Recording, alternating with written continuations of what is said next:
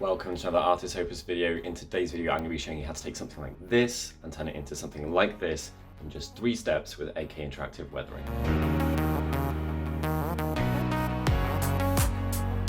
Welcome to another Artis Opus video. Today we're going to be covering oil washes. Check that out. So these are done with AK's Weathering enamel washes, which are phenomenal. And that, believe it or not, literally 3 steps ago looked like that. How is that even possible? That is absolutely amazing. Look at the warmth and interest that we've brought to that piece. It's a doddle. The most precise piece of equipment that we've used in this is a massive size 4 brush and a cloth. Literally, that's it. That's all you need.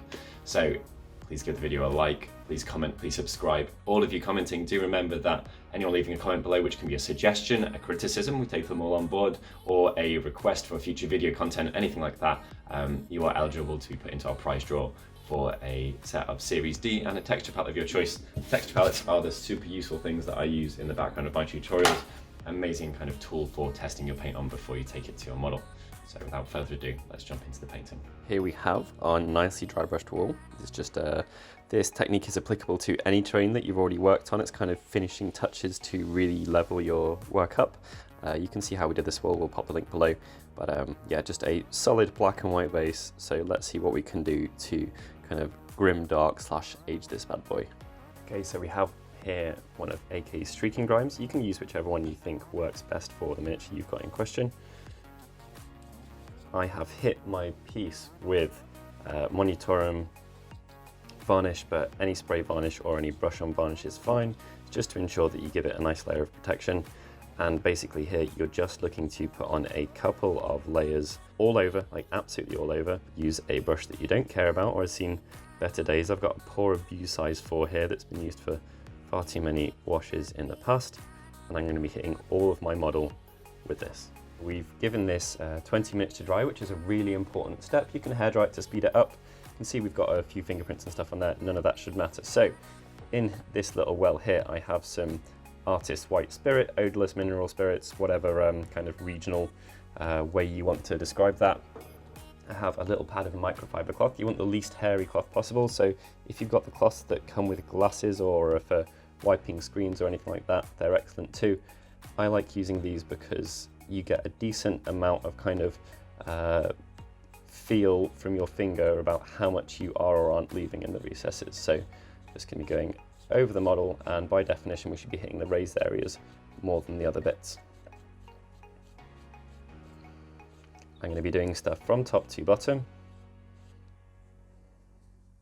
and the lower profile the cloth is, so the less fluffy it is, the thinner it is, the less it will sponge its way into the recesses and pull stuff out of those. So it's up to you how wet you want your cloth, how much pressure you want to apply, that type of stuff. I'm looking to leave some hopefully just in the very recesses of this, and with a little bit of patience we should manage to remove everything but the stuff that is kind of hidden away within those recess sections of the model.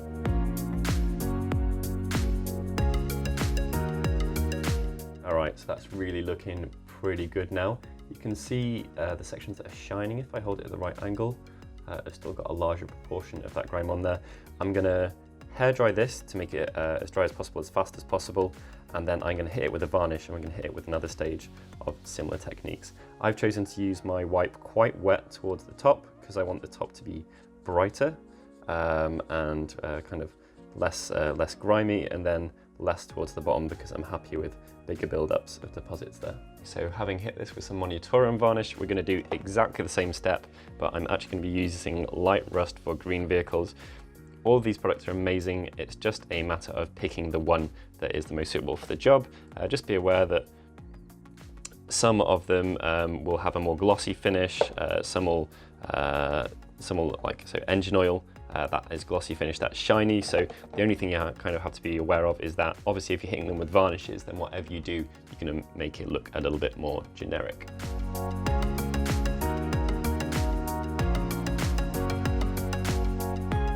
Here we have our wall. I've given that plenty of drying time.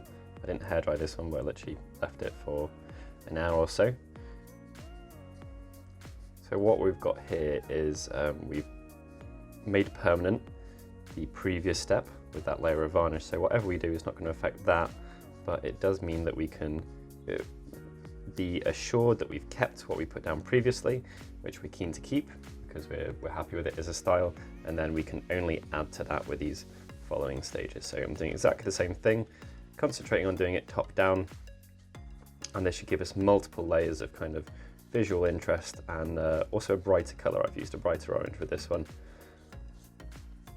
And this is the type of effect that you can get. So you're adding so much gorgeous interest to that, much more contrast here, and that's really popping out and doing quite a lot of work, especially given that we're putting a lighter color in the darkest areas, being the recesses. It really is a proper hack for contrast.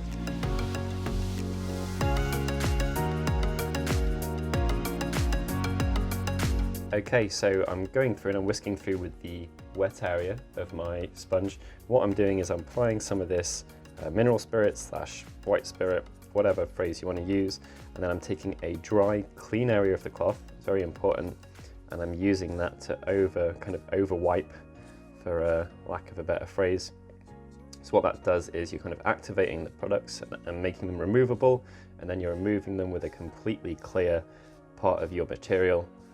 And because the material isn't wet, it's not going to work its way into the recesses as much. Okay, so we can see that's added a real level of proper kind of age and interest to the recesses. What I'm going to do now is, because what I've done has kind of knocked off the tip-top level of our dry brushing highlights, I'm just going to grab a large brush. You could use an XL for this though, remove some of the excess, and I'm just going to do some very careful reapplication of those bright whites.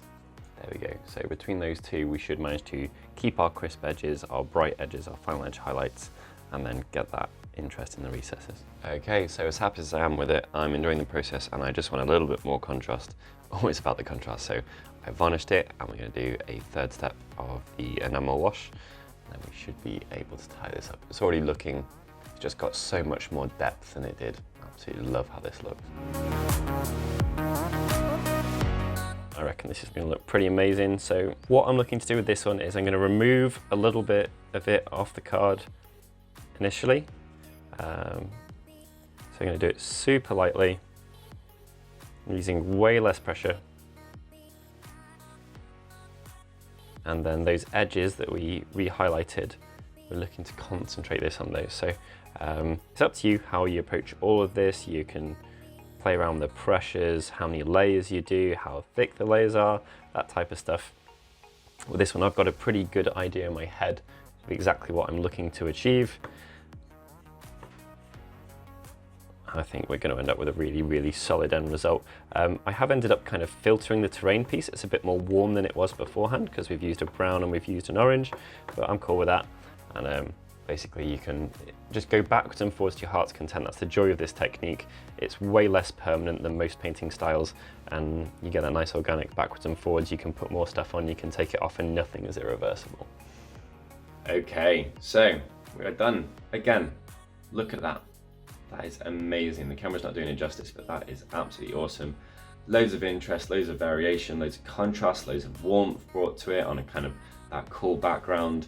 Especially these bits kind of up here where we've got it getting paler and paler because I've removed more. I think this looks super realistic and gorgeous and would be amazing on any game table or as a backdrop. And these are all techniques that you can apply to vehicles or kind of move around however you'd like. Taking something like that and transforming it that quick is it just feels like you're cheating basically, which is why I like it so much. Really, really, really good fun. So a couple of things to bear in mind. Drying time. It's like baking a cake or something. You put it on, you leave it for a bit, you come back to it. You can hair dry it to speed that up, but it is important, I feel, to let it settle for a while. You just get a better end result. Removal tools, you can use kind of cotton swabs, you can use the low profile pad that we used, you could use the type of like cloth that you get for cleaning glasses or mobile phone screens or something like that. You want something that doesn't exit fluff onto the model, but you can just pick it or brush it off afterwards. When you are done, if you are going to be doing other processes on it, maybe hit it with another layer of spray varnish. And as I touched on in the video, if you're happy with the layer but you want to add more, just spray varnish, go again. Spray varnish, go again. Spray varnish, go again. It's that easy. You can go backwards and forwards and just think of it as taking to a stage where you want to make it permanent, and then you can do whatever you like after that stage. It's an amazing technique, Really, really pleased with this. That's one of the most satisfying things I've painted in a while, and for the time that we've put in, I think we've got an incredible result. So if you've got to this point, thank you very much. Please like, please comment, please subscribe. Give us some suggestions for future content down below, and we'll get to them as soon as possible. Thank you.